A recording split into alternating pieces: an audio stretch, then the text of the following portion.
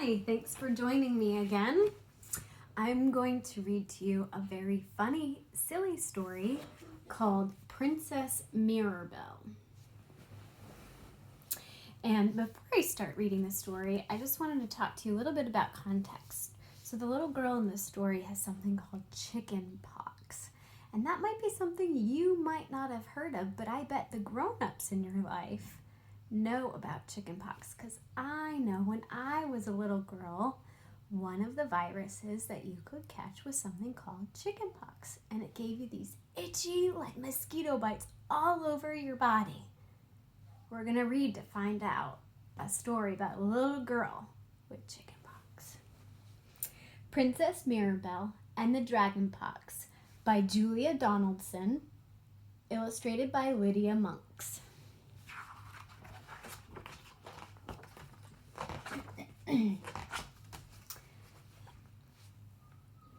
Ellen had chicken pox. She was covered in spots. "You mustn't scratch them," said Mum. Ellen put on her right slipper. She had lost the left one and went to look at her spots in the bathroom mirror. The spot on her nose was so itchy. Surely a tiny little scratch wouldn't do any harm. Ellen lifted a finger to her nose.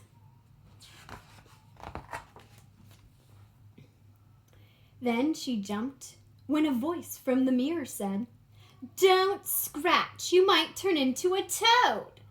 Could this really be happening? Could Ellen's reflection really be talking to her? Before Ellen could reply, the mirror girl went on, "You've got really bad dragon pox." "No, I haven't," said Ellen. "I've got chicken pox, and so have you. You're my reflection."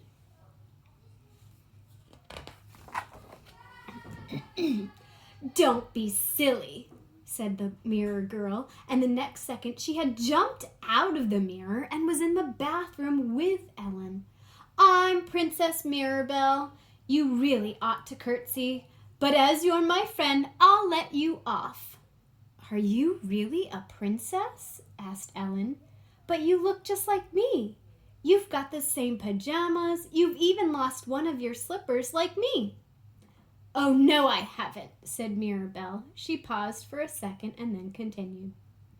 "My slipper was stolen by a goblin. They're always stealing slippers. They like to sleep in them." Ellen laughed. Do they have little sheets and pillows?" she asked. There's the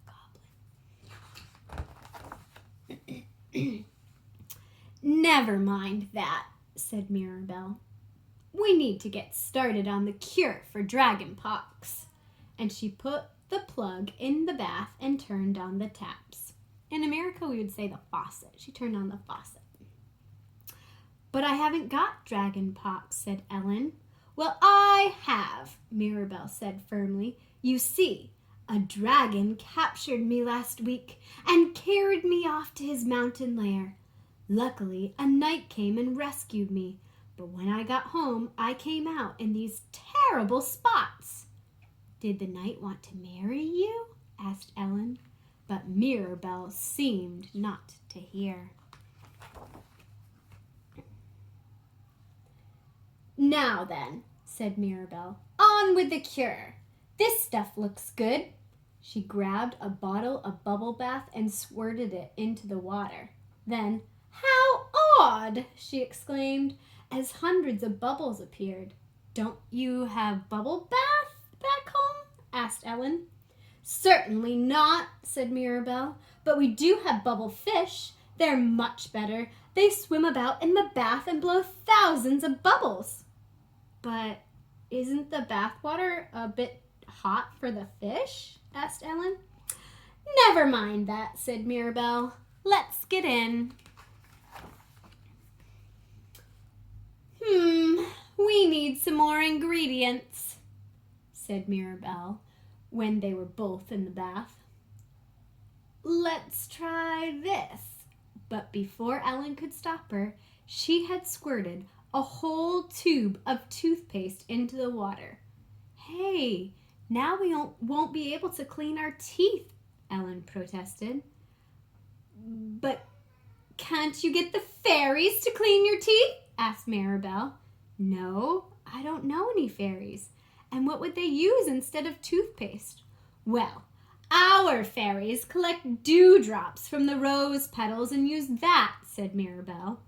How does it stick on the toothbrushes? Asked Ellen. I do wish you wouldn't ask so many questions, said Mirror-Belle. Let's get on with the cure. How about this? And she squirted in some white foam from a spray can. Stop, cried Ellen. That's my dad's shaving cream. Well, I think he should stop shaving like my father, the king, said Mirror-Belle. Does your father have a beard then? Asked Ellen. Of course he does. It's so long it reaches the ground. He needs 2 servants to walk ahead of him to carry it, and sometimes birds make their nests in it. Ellen laughed. And do the birds fly in and out, feeding worms to their babies?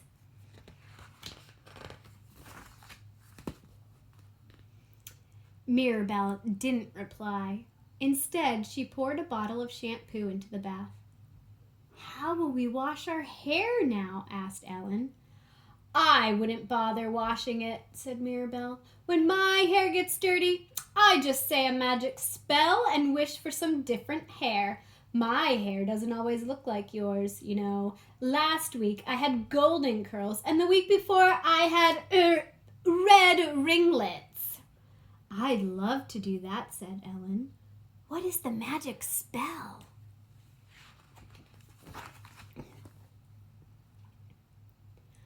I'll tell you later, said Mirror-Belle, and she splashed some frothy, creamy, foamy, toothpastey bathwater at Ellen.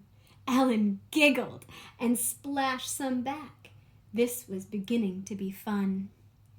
But then she noticed that the bathroom floor was getting really wet from all the splashing. Oh dear, my mom will she'll be a bit cross, which means she'll be a little upset. Really? How peculiar. Mine is cross if I don't splash the floor. In fact, she likes me to splash it so much that the whole bathroom is like a paddling pool. Then she paddles about in it to wash her feet, and so do all the palace maids. Doesn't the water drip down onto the floor below? Asked Ellen. I thought I told you to stop asking so many questions, said Mirror-Belle. Now, it's time to get dry and put our pajamas back on. But we're still all spotty, said Ellen, as she put on her slipper. The cure hasn't worked yet. Ah, that's because we haven't done part 2 yet, said Mirror-Belle. What's part 2? Asked Ellen. This. Mirror-Belle picked up a roll of loo paper and started to wind it round and round Ellen, who laughed. Now, loo paper in the U.S. we just call toilet paper. So you can tell from the picture that that's what's happening. What about you? She asked. We'll do me later, said Mirror-Belle, carrying on winding. Before long, Ellen's whole body was covered in loo paper, and Mirror-Belle had started on her face. Then she said, close your eyes and count to 100. So Ellen did. 1, 2, 98, 99, 100. Ellen ripped the paper off her face and opened her eyes. Where are you, Mirror-Belle? She asked. She looked around the empty room and saw that the door handle was turning. But it wasn't. What's your prediction? Who do you think is coming into the bathroom? The doorknob's turning. Let's see. But it wasn't Mirror-Belle. Instead, Ellen's mom came into the room. Ellen, what have you been doing? She said as she looked at the watery, foamy room and all the empty tubes and bottles. It wasn't me. It was Princess Mirror-Belle, said Ellen. She came out of the mirror. She was trying to cure my chicken pox. Oh, and I suppose she's gone back into the mirror now, said Ellen's mom. Ellen looked at the mirror over the basin, which is what we call the sink. It was covered in toothpastey bubbles. Yeah, I think she has, she said. Ellen's mom sighed. Then she looked at Ellen. Actually, your spots do look quite a bit better, she said. That one on your nose has disappeared, and look, she added, picking something out of the basin, the sink. Here's your left slipper. Ellen said nothing, but she smiled as she put the slipper on. She knew that it wasn't really her slipper. It belonged to Princess Mirror-Belle. Thanks for reading that story with me.